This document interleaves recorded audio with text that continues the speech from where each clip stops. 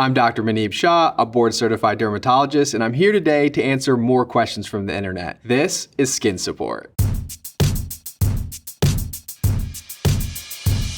At Mia Pinchoff asks, how many layers of skin do we have ballpark? It depends on how you look at the layers of the skin. So there's really three major layers of the skin. There's the epidermis, which is everything from this purple upwards, the dermis, which is where your collagen is, and then there's the hypodermis, which is your fat and the muscle and everything that's below that. You'll hear a lot of times 5 layers of the skin, but they're not talking about the entire skin in general. They're talking specifically about that epidermis layer, which has 4 when you're looking at the face, and it has 5 layers when you're looking at the palms and soles. At Ryan M. Stryker asks, is it possible that your lips can become addicted to chapstick? So a lot of times people like those fragranced and flavored lip balms, but it turns out that those a lot of times are irritating the skin, which makes you want to actually apply them more often. Not just that, but if you're somebody who's using flavored lip balms, it's gonna make you lick your lips more often. And that licking of your lips has enzymes in it that actually breaks down the skin around it, making you want to apply it more. So my recommendation, avoid fragrances in your lip balms,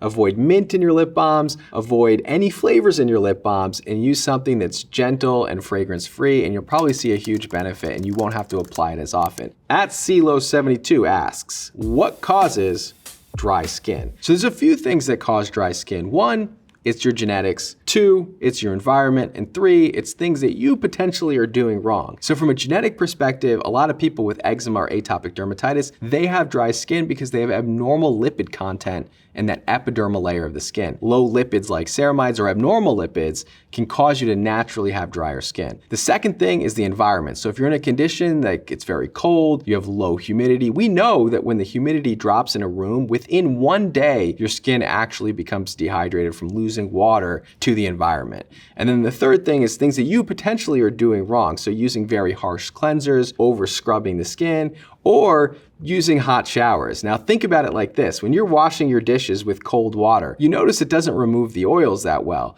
But when you wash your dishes with hot water or warm water, it removes oils much more effectively. And the same thing happens in your skin. When you take a hot shower, it strips away all those natural oils, which can make your skin more dry. At Cosmo Damage asks, why is vitamin D so important for the skin? So it's not actually that vitamin D is important for the skin, it's that the skin is important for your vitamin D levels. About 90% of the vitamin D in your body comes from the skin. So sunlight actually converts cholesterol into vitamin D, producing most of the vitamin D in your body. Only about 10% comes from your diet. Vitamin D is super important to bone health in general. So there's something called rickets. When you have low vitamin D levels, your bones actually become very, very soft and they bend and they break very, very easily. Jay Mick asked, how does one get rid of an ingrown hair? So what you see here is actually a hair follicle, and outside of that hair follicle, you're growing that hair. Now that's normal hair growth. But with an ingrown hair, that hair can actually grow out and turn back into the skin,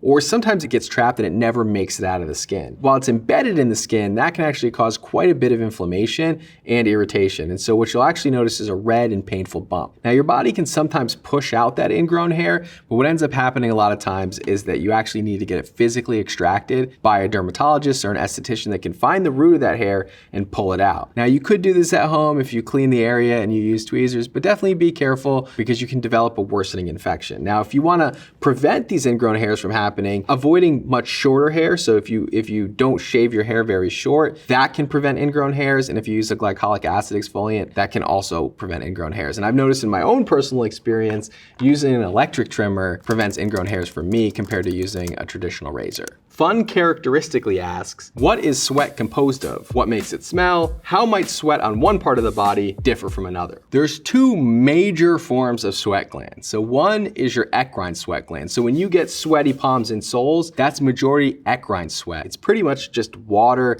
and salt. And that sweat is actually usually pretty odorless. Now, when we think about body odor, the type of sweat gland that's producing body odor is something called the apocrine gland. And those apocrine glands are pretty much not active until puberty. And those are the ones that you find in the armpits, the groin, underneath the breast. And that's the one that produces that odorous smell. A lot of people don't realize that when you sweat apricot sweat, it's actually odorless when you secrete it onto the body. It's mostly composed of lipids. And then you actually have bacteria on the skin that convert that solution into something that smells bad, ammonia and short chain fatty acids. And so if you eliminate the bacteria that's converting that sweat, you can actually eliminate body odor. So things like benzoyl peroxide and chlorhexidine washes are really good at eliminating body odor. At Roja Aesthetics asks, what is the skin's microbiome? I don't want to freak anyone out right now, but if I was to scrape your skin right now and look at it under the microscope, you would have essentially a jungle of organisms living on your skin. Every single one of you, I don't care how much you wash your face, you would have bacteria,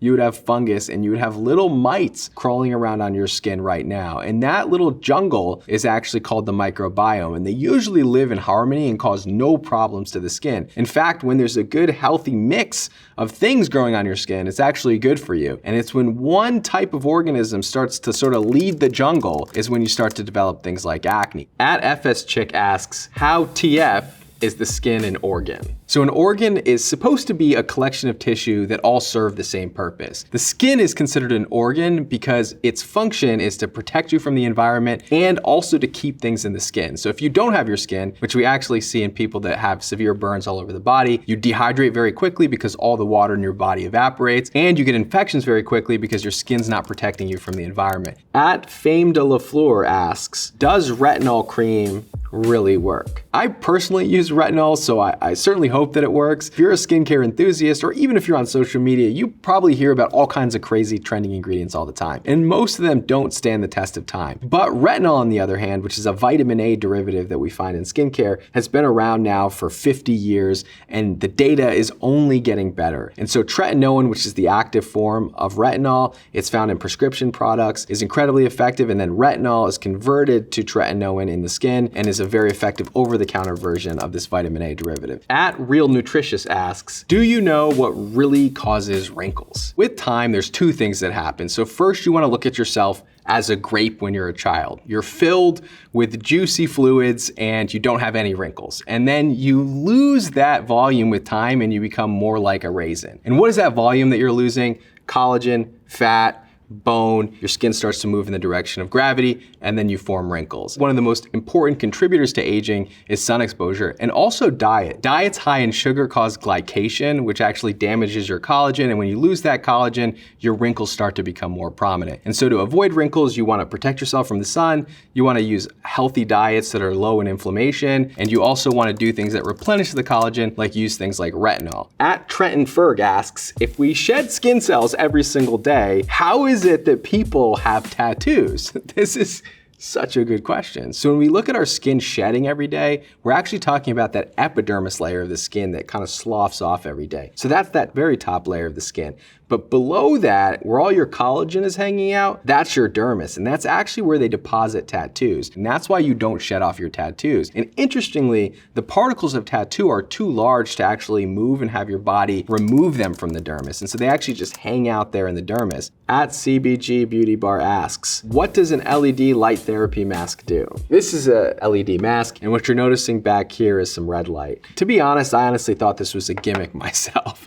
I did a lot of research on LED masks in general, and it turns out they've done quite a bit of study on light in general. So LED basically produces light in different wavelengths. When you look at what blue light does to the skin, it actually has anti-inflammatory and antibacterial properties of the skin. So if you have acne, it can actually target the porphyrins within your acne-causing bacteria to eliminate that. And then when you look at red light, the wavelength of red light between 600 and 700 nanometers can actually target the fibroblasts in that dermis layer of the skin to induce collagen production. We call that photobiomodulation. And so red light actually has profound anti-aging benefits and actually can help quite a bit with wrinkles. Butterscotch Good 3724 asks, do you think medical grade skincare is better than over-the-counter type items? I am here to debunk this and probably save a lot of you some money right now. So medical grade skincare is purely a marketing term. There is no standard definition of what medical grade skincare is. If a esthetician, med spa, dermatology office, or plastic surgery office is selling you skincare, a lot of times they will tell you that it's medical grade skincare. It just means they're selling it from their office. I could take a tube of toothpaste and call it medical grade skincare and no one is gonna stop me. You would hate me, but but no one is gonna stop me. At Jess R. Morris asks, my freckles are going wild because of the sun.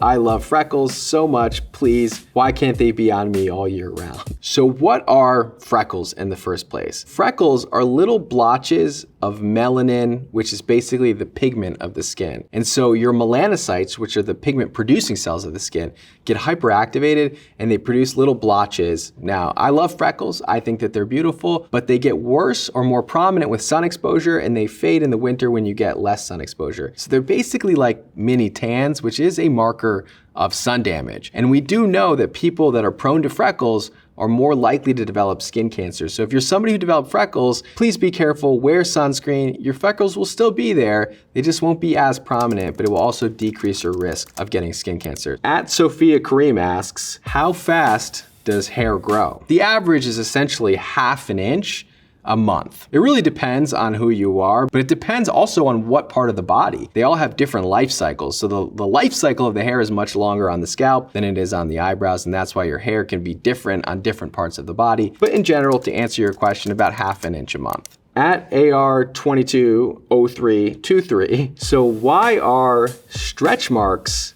permanent? People have actually biopsied stretch marks. What you find is a very thin epidermis, and you actually find a scar-like pattern in the dermis where the collagen bundles and the elastic fibers are different than in normal skin. And so those different collagen fibers are actually causing that stretch mark to hang out for much longer after the stretching and growing has occurred. At Vegas Vanda I asks, why do we turn red when we get embarrassed? How does this help us survive? Well, we don't really know why this could be beneficial for you. What we do know is that what ends up happening, what's actually causing that redness is vasodilation of your blood vessels. So they become dilated and that increased blood flow appears as redness when you're embarrassed. At Wanda Laplunt, what exactly is psoriasis? Psoriasis is an inflammatory condition in the body. So what it looks like to you is plaques on the skin. So you have redness. On top of that redness is a micaceous silvery scale. It's not contagious at all, but what's actually happening underneath those plaques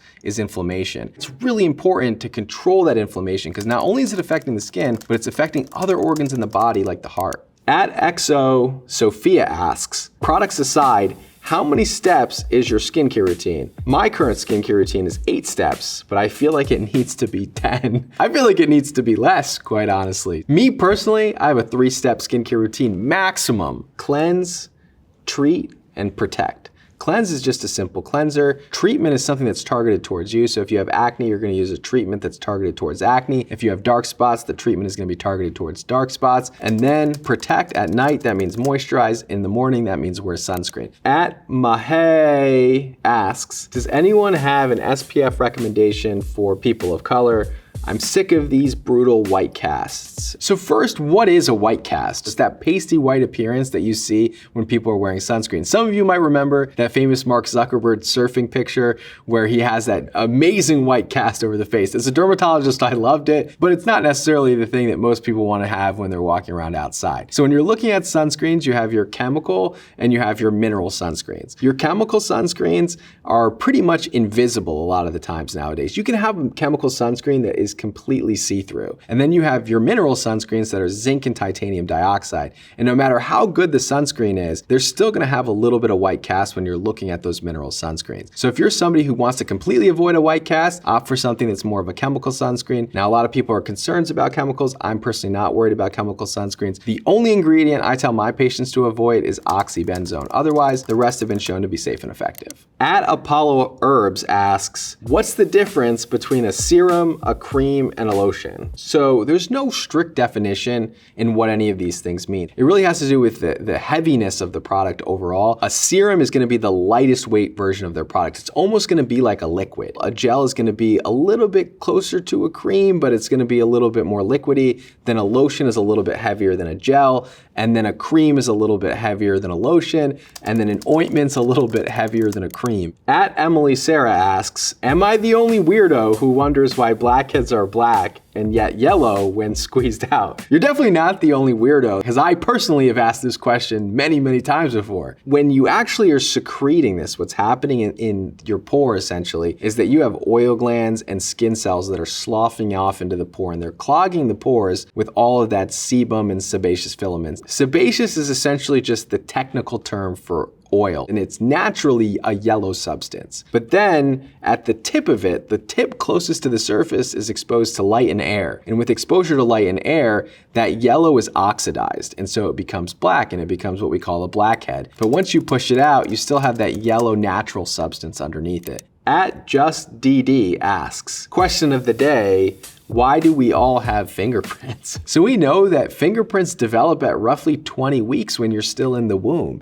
And it's a combination of things, but it's actually led mostly by genetics. There's a few things too that contribute to this. So it could be the amount of amniotic fluid slushing around when you're in the womb. It could be the movement patterns. It could have to do with gravity to some extent. But we do know that genetic programming plays a really big role, because if you were to scrape off your fingerprints, you would actually grow back the same fingerprints throughout your entire life. They actually never change. It's been debated why we even have fingerprints, and actually nobody knows, but we do believe that fingerprints actually do add some grip. And so that's the running thesis, but we actually have no idea how this beautiful body works. @PureRadianceHW asks, #skincare. Does the weather affect your skin? So let's talk about the extreme conditions, winter and summer. So in the winter, it's very dry, it's very cold. And so people's skin tends to get very dry. You lose a lot of moisture from your skin into the environment, and a lot of people need to use more moisturizing products. Now, just because it's the winter and you're not getting as much sun exposure doesn't mean you don't need to wear sunscreen, because you still get UVA and UVB exposure,